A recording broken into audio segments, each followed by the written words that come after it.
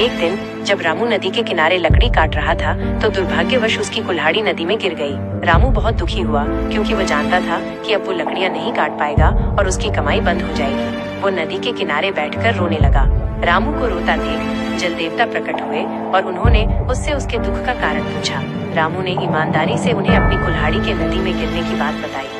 जल देवता ने रामू की ईमानदारी से प्रभावित होकर नदी में गोता लगाया और सोने की कुल्हाड़ी लेकर बाहर आए। उन्होंने रामू से पूछा, क्या ये तुम्हारी कुल्हाड़ी है? रामू ने सोने की कुल्हाड़ी को देखकर कहा, नहीं, ये मेरी कुल्हाड़ी नहीं है। जल देवता ने फिर से नदी में गोता लगाया और इस बार चांदी की कुल्हाड़ी लेकर आए। उन्होंने फिर रामू से पूछा, क्या ये तुम्हारी कुल्हाड़ी है? रामू ने फिर से इनकार कर दिया। अंत में जल देवता ने तीसरी बार नदी में गोता लगाया और रामू की असली लोहे की कुल्हाड़ी लेकर आए। उन्होंने पूछा, क्या ये तुम्हारी कुल्हाड़ी है?